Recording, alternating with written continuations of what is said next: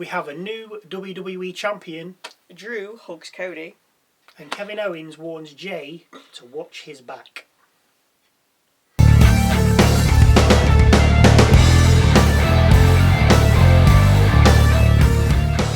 Hello, welcome to Wrestle MSX. I'm Michael. I'm Sally.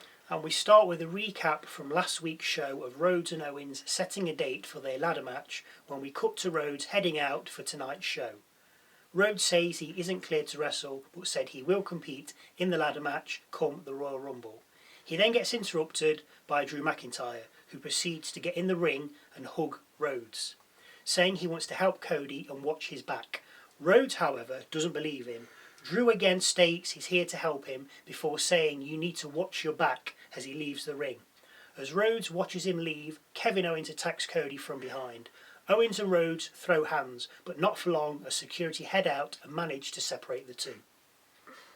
Shinsuke Nakamura versus Andrade next. Andrade knocked Shinsuke out of the ring before landing a moonsault to the outside as we hit a break. When we come back, we're back in the ring with Shinsuke stopping a double knees in the corner and then hitting a snap German suplex from the ropes and a knee to Andrade from the middle rope.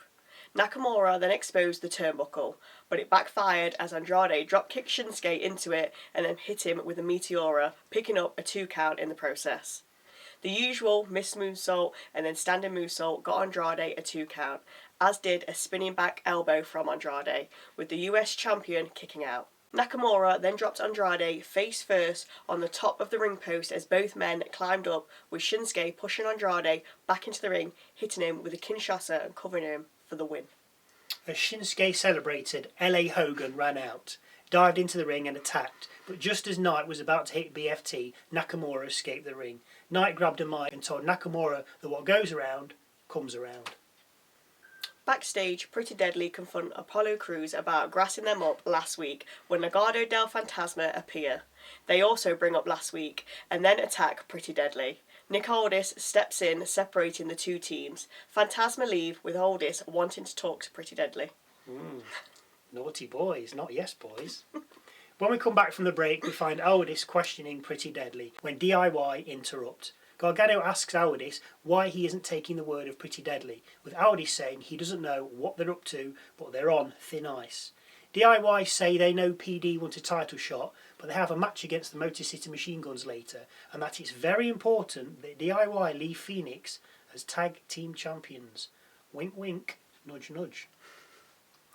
Michin versus Piper Niven next. Niven heading out with Chelsea Green and Green's music. 3 Hurricane Ranas, 1 from the apron, take Niven down, but Niven manages to drive Michin down on the outside as we head to another break. We come back to see Michin covering Niven and getting a 2 count. Niven misses a cannonball in the corner, so Michin hits her own. Michin then goes for meat defeat, which Niven turns into a Piper driver, covers and gets a 2. Niven drags Michin over to the corner and climbs the ropes, but as she lands, Michin gets her feet up, catching Niven in the face. Michin then guides Niven to the middle of the ring as she finally hits meat defeat and pins Niven for 1, 2, 3. Next we have a vignette from Naomi telling us she's Naomi. Nice. We then see Paul Heyman in the ring and he wants to set the record straight.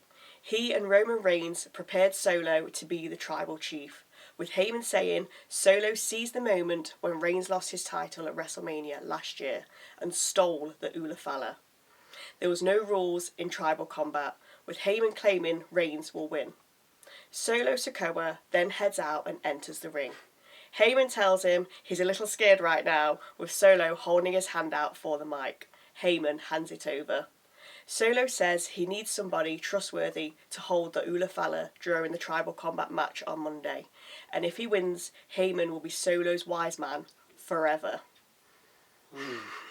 Motor City Machine Guns then claim they're going to get the tag titles back before we see DIY head out for their match against Motor City Machine Guns, with the tag titles on the lemCity take an early lead, both out-wrestling Ciampa, with Sabin then taking out DIY by diving through the ropes. We come back from a break to see Sabin fighting off Ciampa and trying to get to his corner. He does, but so does Ciampa, with Gargano and Shelley then going at it. Gargano then gets beaten up by both MCMG members, with Shelley going for the pin.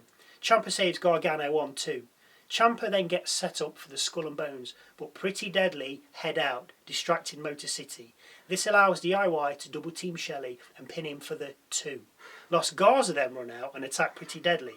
While this is going on, Shelley locks Gargano into submission, with Saban doing the same to Ciampa. But before Gargano has a chance to tap out, Berto and Wilson end up in the ring, landing on the other 2 tag teams. The ref calls for the bell, the match is abandoned, and DIY retain. Backstage, Nia Jax can't find Tiffany Stratton. LeRae says she's probably upset from last week. Jax then tells LeRae to keep Bianca Belair out of her way. Back from the break, we see Sami Zayn wandering around when Carmelo Hayes catches up with him. Hayes claims he had Sami beat last week when the Uso twins appear behind him, asking if there's a problem. Hayes says he's got this, so the twins walk around him, side up next to Sami, and ask Hayes again if there's a problem. Hayes soon scarpers, with Sami then saying he's got to get prepared for the match later. As the Usos walk off, Kevin Owens bumps into Jay. Jay tells him to watch where he's going. Owens warns him to watch his back. We then see Nick Aldis talking with Cody Rhodes backstage. Aldis tells Rhodes to look at the bigger picture and save himself.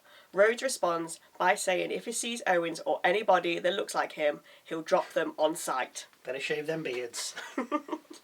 Nia Jax versus Naomi next for the Women's WWE title.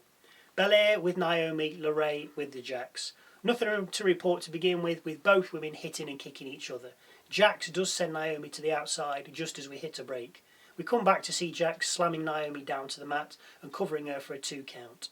After 2 more covers, both resulting in 2, Jax decides to go for a powerbomb, but Naomi has other ideas, countering it into a sunset flip pin, but again only for 2. A split-legged pin also gets Naomi a 2 count. Naomi then gets a semi-Simone drop on Jax, covering for 2 afterwards. Naomi then somehow manages to kick out of a second rope leg drop pin attempt and hit a tornado DDT.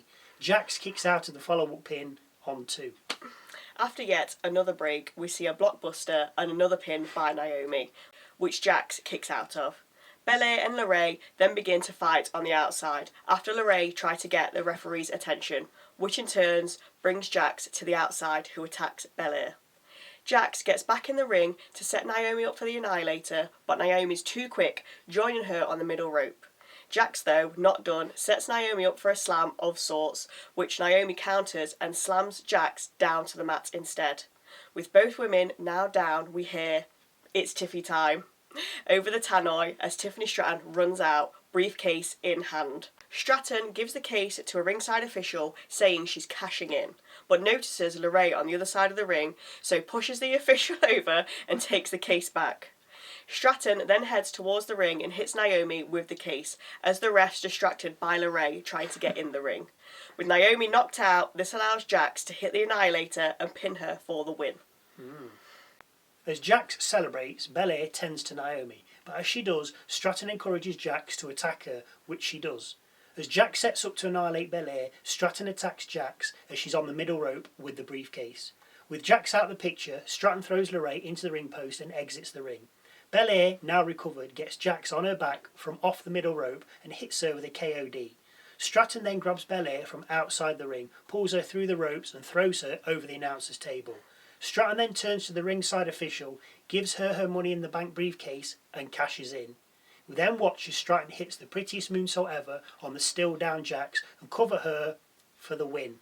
Tiffany Stratton has just become the new Women's WWE Champion. It's Tiffy time. This match as a whole was a little, I'll do a big move and cover you. No, you hit a big move and you cover me. Yeah, it did seem like there was a lot of pin attempts. But the ending, spot on. Yeah. Sets up a whole new feud. Yeah. This is what I was waiting for. It's come to a head. Let's see how it goes into the new year. We get a vignette from the up-and-coming Tribal Combat match. Just in case we forgot it's happening. Is it Monday? I believe so, yes. I think I'm not sure they've pushed that enough, but I think it's Monday. Okay, cool. We then see and hear Jacob Fatu shouting at the camera as he and the rest of Bloodline 2.0 head out for their match against Jimmy J and Sami Uso in a 6-man tag match. Before that though, we must have a break. And when we come back, we hear from LA Knight, who's just been talking with Nick Aldis. Knight tells Byron Saxton that he has a title match next week against Nakamura on SmackDown, and then he's setting his sights on the Royal Rumble. Best match in wrestling. Love Royal Rumble. It's my favourite. Yeah, it's really good. Jimmy and Sami get on the Yeet train as they enter through the crowd with the Yeetmeister himself, Jay, and head to the ring. After dancing and yeeting, not that there's much time to fill, clearly, the last match of the night eventually gets underway. We start with a mass brawl with the Usos throwing Bloodline 2.0 to the outside and then hit a break. We come back to Jay and Tama locking horns with Jay taking control before tagging in Sami, who resumes the initiative. Jimmy comes in, but Solo upsets his rhythm by attacking him from the outside of the ring and then tagging in. We get a nerve pinch by Solo, which Jimmy escapes to be able to tag in Sami. Sami beats on Solo, taking him out with the clothesline and mounted punches. Sami then goes for, I believe, a double axe handle, but Solo catches him as he lands and hits him with a spinning Solo. Before we see a cover, we head to a break. Come back and see a Samoan drop by Solo on Sami and a cover for 2. The Bloodline then swap tags, each taking it in turns to beat up Sami. But Sami, as usual, digs deep, hitting a blue thunderbomb on Solo and then manages to tag in Jay. Solo tags in Tama. Jay beats Tama, with Jay then tagging in Jimmy, with the two of them double teaming Tama before Fatu comes in and gets sent over the top rope by the battling Usos. As Sami, Jimmy, Jacob and Solo battle on the outside, Tama DDTs Jay and covers him for a 2 count. With Jay down, Fatu tags in, but eats a super kick which knocks him back into the corner. The Uso Triplets then each take a turn in hip attacking Fatu before Sami and Jay dive out the ring at Tama and Solo. Meanwhile, back in the ring, Jimmy Uso splashes Jacob, only to get a 2 count cover. Both men get up with Jacob delivering a super kick and then climbing to the top rope and landing a splash of his own. Jacob gets up again and moonsaults Jimmy before covering him. Sami breaks the cover on 2 before Jacob throws him out the ring. Jimmy makes a tag to Jay, who's back on the apron, with the twins super kicking Jacob and getting a 2 count cover off the follow-up pin. The camera then turns towards the entranceway and we see Drew McIntyre heading out. Jay dives through the ropes at him, taking him out before heading back in the ring and being hit with a pop-up Samoan drop by Fatu and covered for 2. Fatu drags Jay over to his corner and tags in Solo, unbeknown to Jay. Jay rallies, super kicks Solo off the apron and then proceeds to spear Fatu and Uso splash him. Jay covers Fatu, the ref doesn't count, and Solo re-enters the ring, Samoan spiking the unguarded neck of Jay. Solo then covers the Yeetmaster for the 1, 2, 3. As usual, SmackDown goes off air with the Bloodline 2.0 acknowledging in the middle of the ring. They need to change that ending up. They do. It's been like that for the last 3 months. And the rest. No. All in all, not a bad SmackDown, aside from many, many adverts. I enjoyed it. The last match was better than I thought it would be. Yeah. Because you've seen it all before. But Exactly, they still mix it up. They just work well together. Drew McIntyre coming out heightened the excitement levels because it's like... What is he doing? But the thing is, it's a different wrestler. Yes. Joining in with something else instead of the same old people running around. Yeah, the same people interfering. I like that. I like that. A new women's champ, so... Oh, well, yeah, I mean, that's... that could go anywhere. Exactly. I mean, obviously, Jax is going to be like, oh, what are you doing? And they'll probably... They'll fight at the Rumble. I mean, they've got to. And then Stratton will win, because she ain't going to lose yet. I mean, what a waste if she does. Yeah. But then, hopefully, Jax will do something else, and Stratton will go on to... Yeah. Obviously, other opponents and... Go after Chelsea Green and get her belt off her. What a waste. Any comments or views you'd like to share, then please feel free to leave them in the comment section below. Thank you again for watching. And we'll see you Tuesday for a new era of Raw.